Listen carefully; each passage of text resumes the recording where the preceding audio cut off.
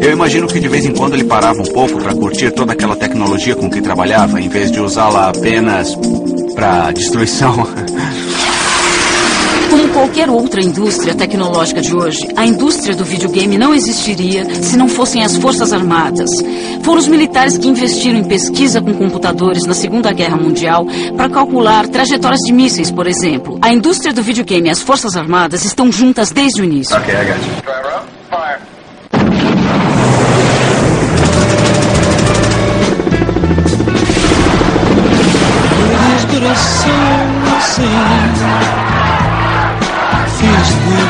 No final dos anos 60 e início dos 70, o movimento da contracultura fez surgir uma nova geração de empreendedores do videogame. Nolan Bushnell, fundador da Atari, foi um dos primeiros. Foi a era de Aquário. Nós queríamos construir uma nova ordem mundial baseada em amor, harmonia e coisas desse tipo. Isso fez parte da ética da Atari no começo. Foi por causa da nossa juventude e também por causa da cultura em voga que era correr o risco. Havia uma conversa de que poderíamos morrer a qualquer momento.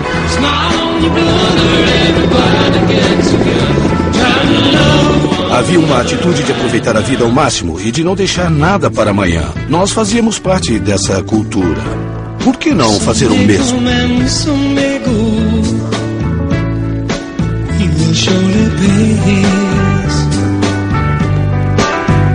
Quando se discute quem foi o criador do videogame, existe muita controvérsia, mas ninguém discute quem criou o negócio do videogame, a indústria do videogame. Foi Nolan Bushnell. Ele foi o primeiro cara a dizer: "Ei, a gente pode ganhar dinheiro com isso." Bushnell incumbiu o antigo colega Al Alcorn de programar o primeiro fliperama eletrônico. Ele me passou um primeiro projeto que era desenvolver um jogo simples de ping-pong com uma bolinha em movimento para marcar pontos e me contou que tinha um contrato com a General Electric. Mas, na verdade, ele não tinha contrato nenhum. Eu queria incentivá-lo. Eu queria que ele não pensasse que aquilo era só um treinamento. O incentivo deu certo e o protótipo do Pong ficou pronto. Quando consegui um jogo que funcionava muito bem, Nolan disse que precisava ter som. Especificou que queria o barulho de uma multidão torcendo. E alguém disse que queria vaias quando o jogador perdesse. Eu não fazia ideia de como conseguir isso. Eu já tinha estourado o orçamento e a máquina já tinha chips demais. Eu comecei a cutucar um fio de amplificador no circuito até descobrir ruídos que pareciam adequados. E conectei os fios neles. Só precisava de meio chip para obter esses sons. Então eu mostrei ao Nolan. Ele terminou em 3 dias. Eu fiquei espantado. Ele era muito competente. A gente mudou só uma coisinha. Dependendo da parte da raquete que batia na bola, o ângulo mudava. E de repente um jogo meio chato se transformou em um jogo pra lá de divertido. Aquela pequena alteração foi uma mudança da água pro vinho. A Atari lançou o Pong no mercado mundial em 1972. Assim nascia a indústria do videogame. Pong foi o começo de tudo. Pong foi o primeiro videogame que as pessoas podiam jogar fora de um laboratório científico. Eu escrevi as primeiras instruções para o Pong, que eram: primeiro passo, inserir a moeda. Segundo passo, a bola é sacada automaticamente. Terceiro passo, não deixe a bola escapar para fazer pontos. Era só isso, muito fácil de jogar. O pessoal da minha época se lembra da primeira vez que jogou Pong, da mesma forma que as pessoas se lembram do assassinato de Kennedy, porque tínhamos o poder do pixel. Don't watch television tonight.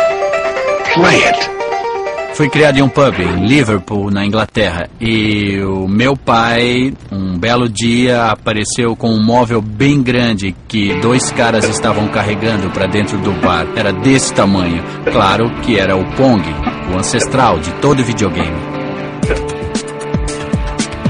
Outra coisa estranha do Pong é que era um jogo para 2 pessoas. Precisava de 2 jogadores. Não dava para brincar sozinho. Pong era um tipo de competição parecido com pedra, papel e tesoura. Era um jeito diferente de competir, de derrotar alguém e de provar que você era o maioral. Foi bem no início do movimento de liberação feminina. Women and all the minorities, that all of us must stand up together and say no more. Maybe the men aren't ready for it, but the revolution is on. The women of America are marching, more of them in the East than anywhere Era else. aceitável que as mulheres recém-liberadas entrassem em um bar e dissessem: quer jogar Pong? Eu pago. As mulheres têm uma coordenação dos músculos pequenos melhor do que a dos homens. Por isso, as mulheres jogavam Pong, em geral, melhor do que os homens. Foi a primeira vez, em muitos casos, que numa situação de igualdade, uma mulher podia vencer um cara. Para falar a verdade, as mulheres passaram a poder frequentar bares e ganhar dinheiro. Eu acho que o Pong surgiu numa época em que os Estados Unidos estavam passando por um momento histórico meio grave. Havia o Vietnã, o movimento pelos direitos civis e outras coisas. A década de 70 hoje parece muito mais frívola do que a de 60, que foi um período muito intenso. Mas eu não acho que os videogames tenham criado essa sensação de frivolidade. Acho que isso foi apenas o sintoma de uma tendência que as pessoas tinham de se recolher mais em casa e de convidar os amigos. Todo mundo estava meio sério e preocupado. Acho que essa é uma análise mais justa da época. Mesmo que tudo no mundo fosse perfeito, ainda haveria necessidade de diversão. O jogo faz parte da natureza dos mamíferos de todas as espécies. Cachorrinhos brincam, macacos brincam, seres humanos brincam em todas as partes do planeta. A gente brinca junto com os outros. Higginbottom, Russell, Bear, Bushnell, estes pioneiros, conscientemente ou não, canalizaram os nossos medos coletivos para suas criações virtuais. Era evidente que o mundo era maçante e o videogame se tornou a perfeita arma de distração em massa no mundo inteiro.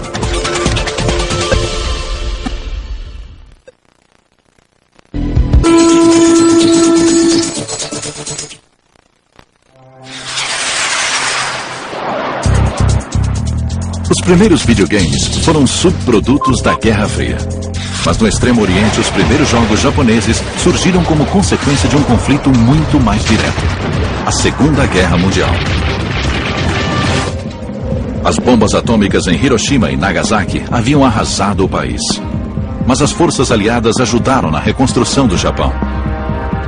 A tecnologia rapidamente despontou como segredo para o sucesso do Japão. Houve um grande incentivo do governo para a educação e tecnologia. A juventude japonesa era altamente instruída em tecnologia já naquela época.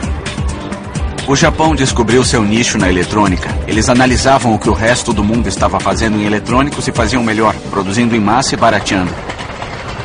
Mas as antigas feridas ainda não estavam cicatrizadas. Se observarmos a cultura japonesa do pós-guerra, com certeza podemos notar o reflexo da experiência da bomba atômica em muitas das obras. Godzilla, King of the Monsters, stalking the Earth, crushing all before him. Era a época de filmes como Godzilla e outros com grandes monstros de borracha. Quando você combina o conteúdo cultural do Godzilla com o poder tecnológico do computador, você cria alguma coisa parecida com a fascinação que o videogame provoca. O Japão estava na vanguarda da indústria eletrônica. Mas em 1978, Tomohiro Nishikado colocou seu país na linha de frente da indústria do videogame, com uma onda infinita de invasores digitais, os Space Invaders. Primeiro eu pensei em invasores humanos, mas a ideia de pessoas matando pessoas foi criticada como desumana. Comecei a pensar no que seria adequado e mudei para invasores alienígenas. Achei que não haveria problemas em matar monstros.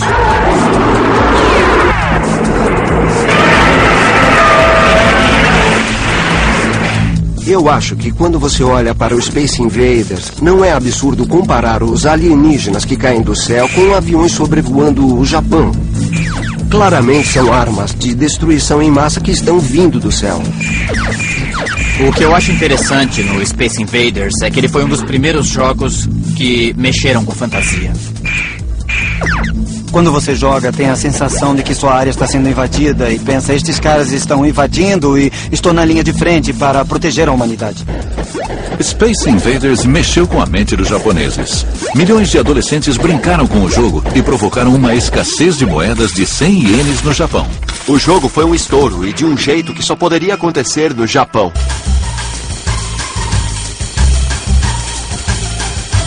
O videogame era uma novidade, uma coisa diferente, uma experiência que fazia valer a pena sair de casa. No Japão isso tem grande importância porque as residências são muito pequenas. Os adolescentes de lá